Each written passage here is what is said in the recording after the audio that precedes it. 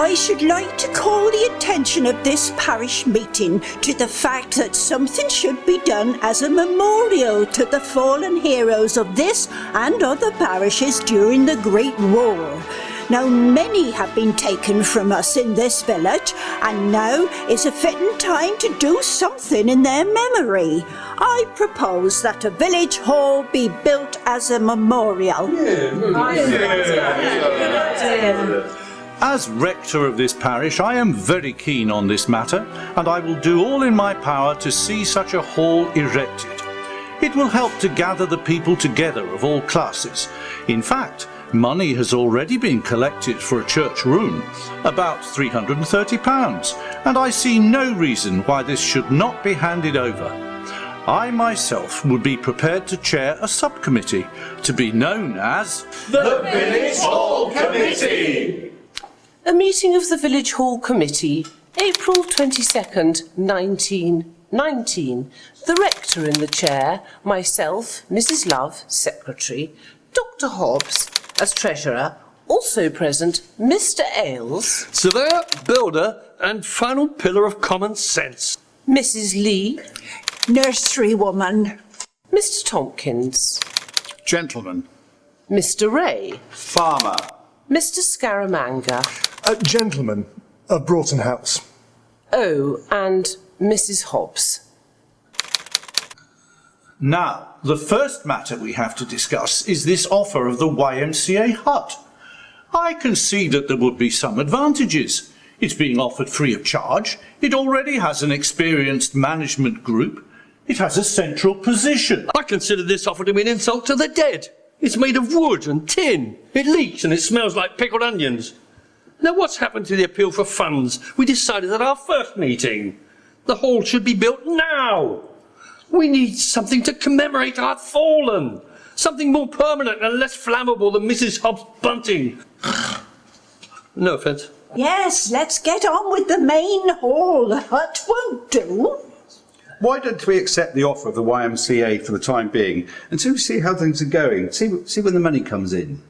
I agree. The permanent memorial hall should still be built, but a temporary building could be most useful for our money-raising efforts. It would certainly do for now.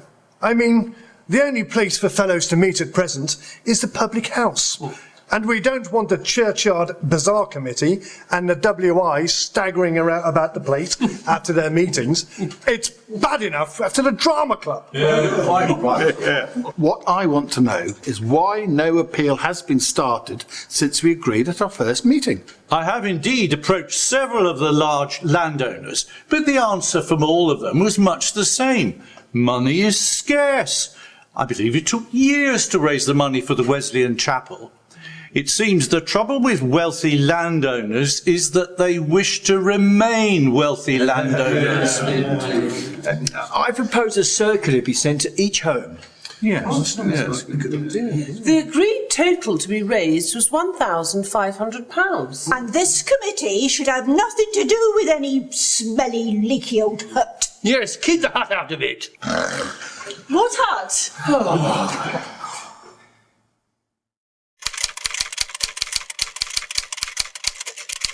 Money raised so far is £600. After some discussion, a new total to be raised is estimated at £2,000, which felt like all the money in the world.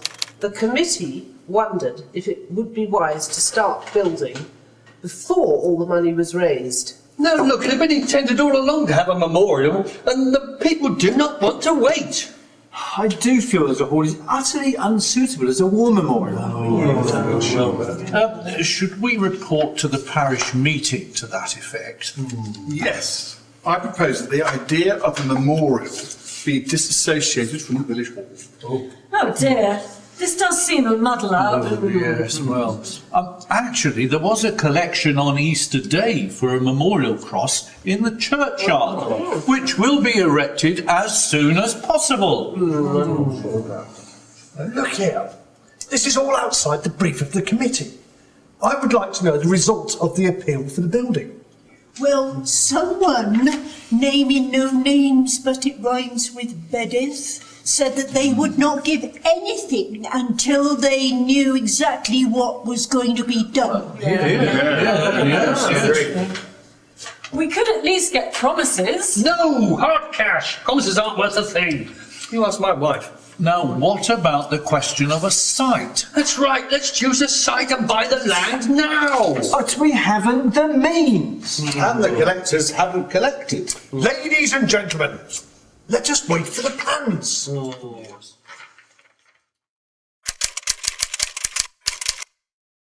Now, what practical suggestions do we have to raise funds? Well, prices of land and building materials are down, and I should know.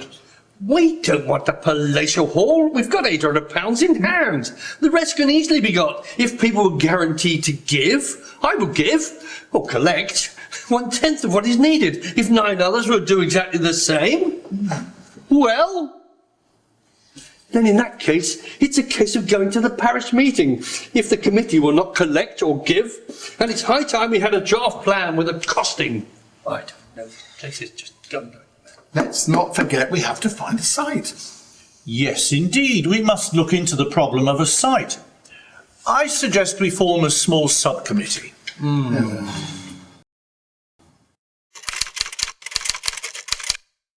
What about Mrs. Woodness's plot down Rectory Lane? Or the U's in the square. Mr. Lee's Plough Gardens plot is the best bear site. Baz? It's not available. Mr. Morgan's plot is for sale. At a price. What about behind Plough Gardens or in the allotment field? Oh, now anything there would be a real nuisance to my brother. I'm just thinking, I don't think that would be such a bad thing, snivelling little so-and-so. If the hall's a nuisance there, it'll be a nuisance anywhere. Well, it would be a pity to put up a hall to be a source of annoyance to neighbours. Mrs. Woodness's plot is out of the way. It wouldn't be as much of a nuisance there, not as at Plough Gardens, I think. These objections are just red herrings to prevent the hall being built. Would it be possible, I wonder, to have a piece of the Douse land? Oh, there's a good But idea. the tenant there. An excellent site.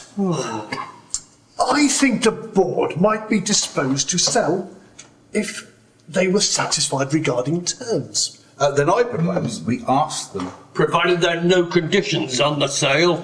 Carried! And don't let's wait for permission to sell. Let's form a scheme irrespective of the site. Well, I should like to know who has the final word in the selection of a site. The Village Hall Committee or the parish meeting? Oh, the committee. No. The parish meeting can override the committee. If the parish meeting can override the committee, we might as well both stay at home.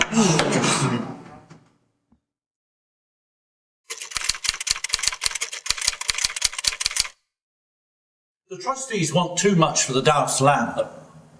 What about the plot near Mr. Porterson's The house? cricket ground. Pound Green? There's a site next to the council school. That's too far out of the village. Dr. Clapperton's house is for sale now. That could easily be converted. I like the notion of the cricket field. Mr. Knapman has land available next to Mrs. Ruffles. On the allotments at the back of Wesleyan Chapel. And what about the Douse plot? Oh, yeah. Not sure about that.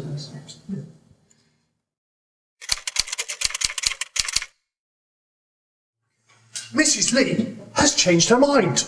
I am willing to sell the plot at Plough Gardens. This committee will fix up a subcommittee.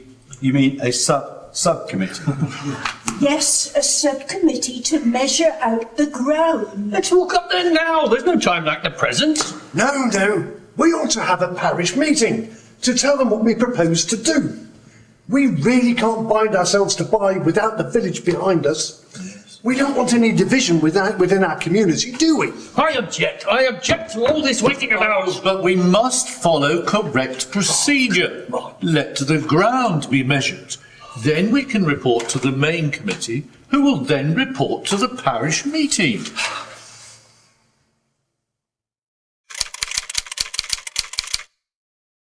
The plot on offer was measured. It was big enough for a hall. just. I'm sorry, but I'm not willing to sell the whole piece of land. I think this committee is taking up a very peculiar attitude. We don't want a lot of land. We're not building a playground.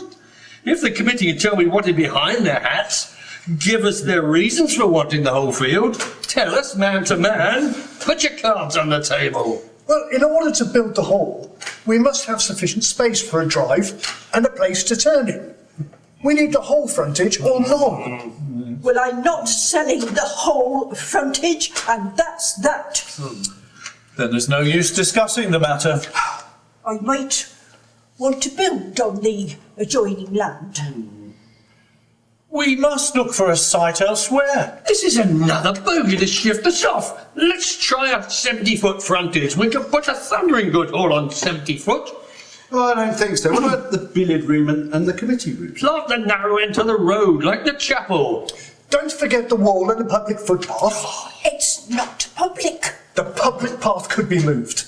It's not a public path. It's been used for 30 years. Any committee in earnest are going to adapt their plans to the plot. You don't want to build a hall at all. I didn't really want to sell in the first place. I just wanted to help things along. Well, obviously we're not in agreement about the frontage, but it might be useful to know how much Mrs. Lee would wish for the land. The price is of no question for this subcommittee. We're only here to approve the site. We only approve the whole site. Then why not build on a bit of your parkland, sir? Or the rectory garden? Look, if this committee could decide that this site will do, and if instructions are given to someone to pay to get out of plans, and if the hall can be built before next Christmas, I will pay for the Plough Gardens plot. But I should like to know what's going to be built on the remaining land. It's no odds to you. Perhaps not, but it is at odds to the committee. It might be a fried fish shop. Well, Gentlemen, I wish to make a statement. Mr. Hunt, Mr. Hall, Major Love and myself have bought the cricket field and Church Acre. We propose to offer a site on the corner, 90 foot by 120 foot for the village hall. Now there's something big. The village hall and the recreation ground. That's two good things. I should like to support them. It's too far out of the village, and Dog Lane's dark and narrow on a winter's night. I think there could be no better site for the village hall than the sports field, the centre of all activity. Something definite must be decided. We never do settle anything in Broughton. I propose we build a hall tonight on the corner of the cricket field.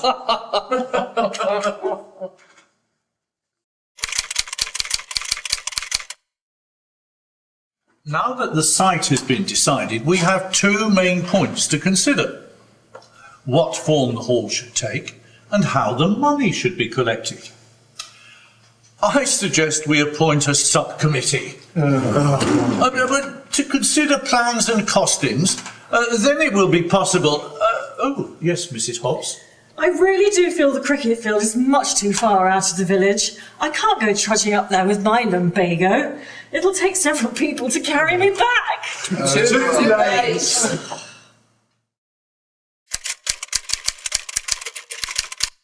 Plans were drawn up and agreed by the parish meeting, details to be left with the committee. Tenders were to be asked for in the Hampshire Chronicle, but a local man would be preferred. There was some discussion on the ownership of the land on which the hall was to be built. There's church money involved, and the parochial church council understood that a trust would have to be formed, with the rector as chairman, the church wardens, the parish council, and certain others. The trust will be the total owner, not the parish council. The present committee is only empowered to carry the scheme into operation. What Mr. Tompkins says is quite true, and it's a breach of fairness to suggest conveyance to the parish council. I'm not a member of the parish council, and I want my name on the trust. I propose that Mr. Scaramanger and his friends be asked to convey to the village hall trust instead of the parish council. The motion was carried. The tenders were read out. They range from £1,063.16 to £1,449.15. I suggest we have a competition. Issue ground plans, invite more tenders and see what we can get for £1,000. Would that be for brick? It could be for gold blocks for all I care. I'm willing to enter the spirit of the game. After all, I make concrete. Do you mean invite tenders to build the hall with anything?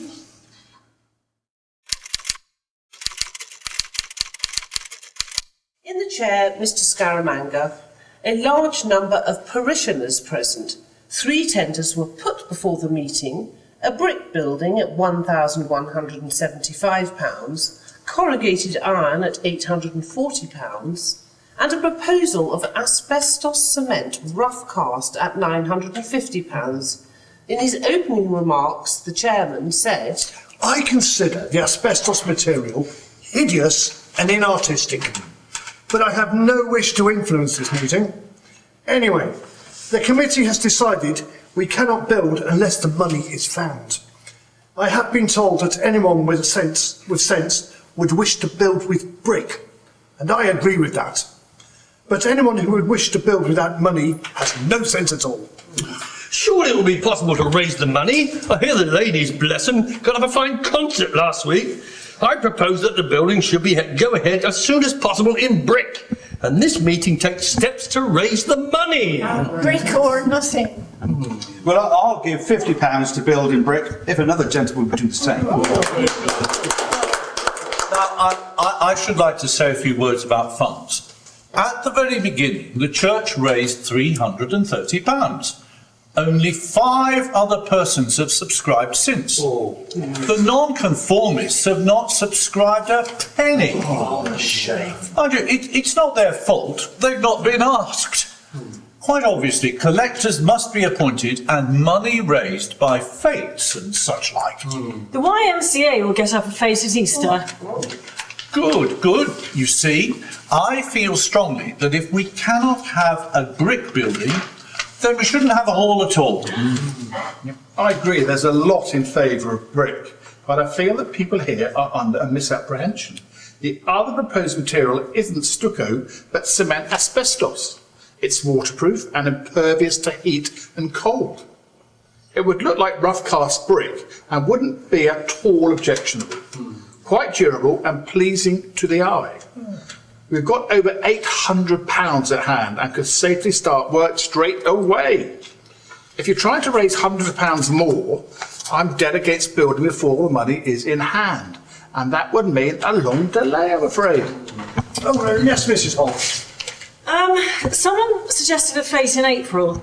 Now, I'm chairwoman of the Churchyard Bazaar Committee, and I really do think that everyone has been drained completely dry. They have given all they can spare. I mean, one cannot expect the same people to go on giving sheep and pigs. It's absolutely impossible. I propose that we proceed with brick. When we have the money in hand.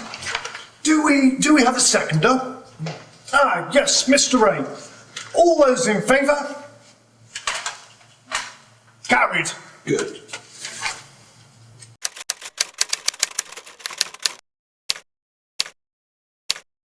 I seem to remember Mr. Ailes promising £25. Yes, at the time. Subscriptions were promised that very evening, amounting to £107, 16 shillings and sixpence.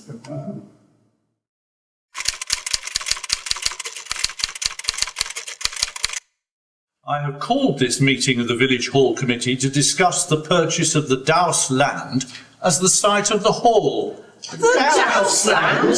What happened to the cricket field? There is no record in the committee minutes or the minutes of the parish meeting of the cricket field site being rejected. Why the committee returned to the Douse land is a complete mystery. The new valuation of the land is £175. I propose we set up a subcommittee. This joke's wearing a bit thin now. To meet the board and discuss the selling price and the remaining land not actually needed for the hall itself.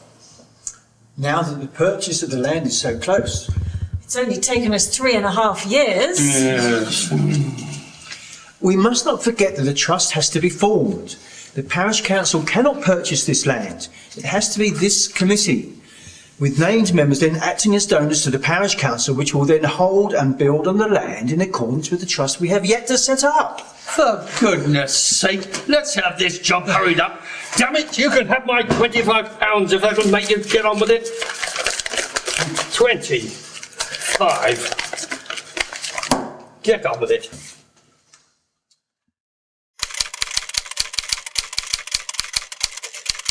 To the chairman of the Dowse Trust, dear sir, the Village Hall Committee, having entered into a contract with you to purchase the plot of land at Broughton, now in the occupation of Augusta Ann Lee, and having paid you the sum of £17 deposit, would be glad if you would kindly give the present tenant notice before 29th of September 1923. 2 days' notice? To quit.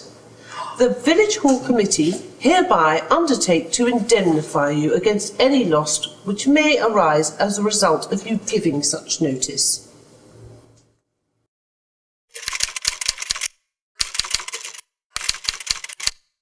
This meeting has been called to ascertain if the parish council should form the trust, both of the land and the money for the building. I object. And so do I. It was decided long ago that when the church money was first offered, that the rector should be chairman of the trust and the Baptist minister vice chairman. With the church wardens? With the church wardens, and then the parish council to make up numbers. I think you will find that the parish council was to be first trust. Oh, well, I'm not sure. After some discussion, the proposal that the parish council should form the trust was carried. At this juncture, Mr. Ailes And Mrs. Lee left the room. And may I remind you, gentlemen, I have had no legal notice to quit the ground. By April the 16th, the land was purchased. Hooray! May 27th, money in hand after paying for the land, £800. June the 3rd. The architect has said it's impossible to build according to the plan for £800. His estimate is close to £1,112. Shame. July the 17th, fresh tenders have been submitted from 6 builders, separate estimates for the hall, and with billiard room and office, and for the hall alone. I would like to have seen a local man get the job. But as we're spending public money, we're obliged to accept the lowest tender. Mr. Parsons' tender of £795, 16 shillings and 9pence for the hall alone was accepted, but the possibility of adding a billiard room and office was not ruled out. December 29th, building is underway. Hooray! There are some quibbles about outstanding bills from the architect and solicitors, and there are several people who have paid their promised subscriptions. I propose a letter be drawn up and forwarded to all these people. Lots of new people have been coming to Broughton recently. We might get a bit of money out of them.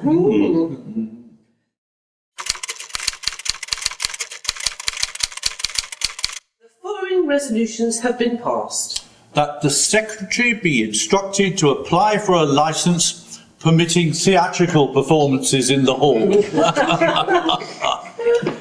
That Mr. Parsons' offer of a second-hand anthracite stove be accepted for the heating of the hall. That Mr. Parsons build a shed be purchased for the sum of £5 for use as a kitchen and a coal shed. That the stage extend across the entire width of the hall. Oh, and let's decide on the colours of the doors and the walls.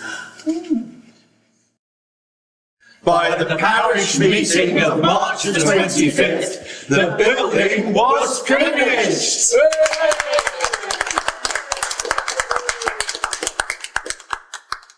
I'd like to congratulate the council on now being the owners of a fine new hall.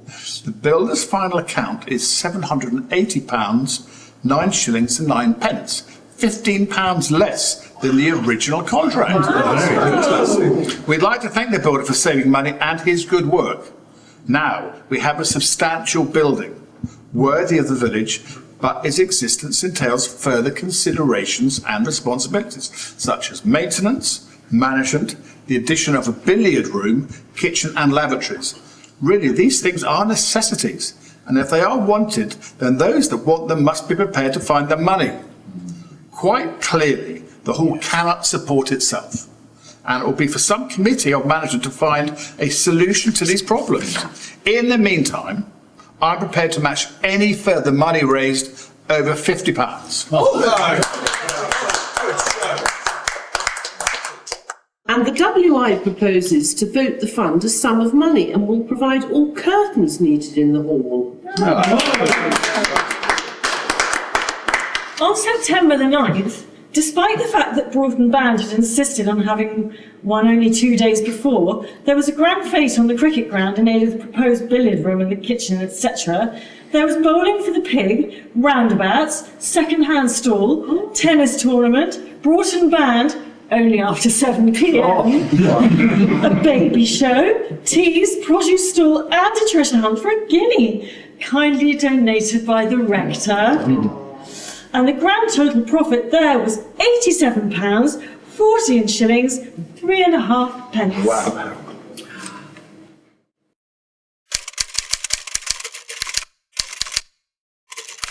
It was decided that the opening of the hall should be on November the 4th at 6 p.m.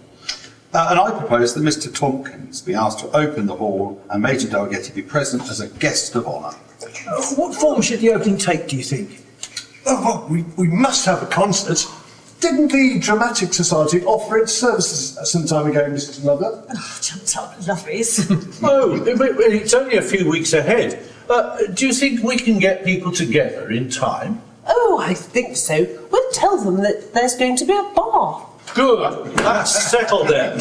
The opening of the village hall. Goodness me, it's just so soon. Soon? I don't call November 1918 to November 1925 soon, my dear.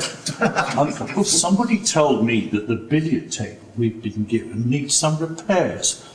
Perhaps we could set up a small subcommittee.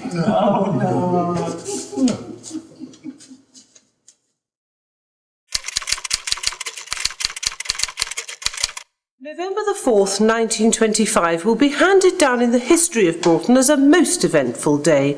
The opening of the village hall, at the time appointed 6 o'clock, Dr Hobbs, chairman of the parish council, Mr Still Tompkins, Esquire and Major Dalgetty took up their positions on the platform. I should now like to ask you all to join together in singing God Save the King.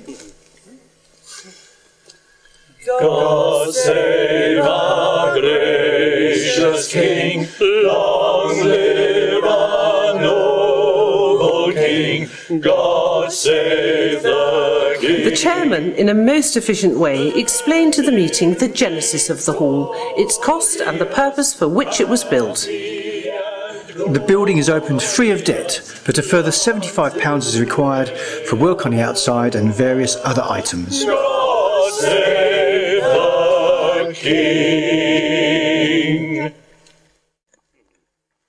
I should now like to ask Mr Still Tompkins to open the hall. It is with great pleasure I perform this happy duty. I know it will become the centre of all village activities, and I hope at some time in the future it will be the official home of all the parish affairs. There's yet room for thought for extension. Perhaps one day we should see a gallery, perhaps a tea room, or perhaps even an archive museum. Anyway, in the meantime, I declare this village hall well and truly open.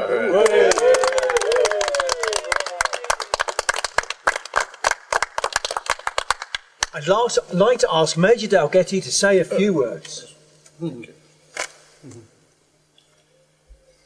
Ladies and gentlemen, I should like to congratulate the Council on completing this splendid hall, which I know has been talked of for nearly 30 years. It has been built irrespective of creed or party, and I hope that it will provide not only recreation, but education. And by Jove, I look forward to having a dash good game at the billiard table.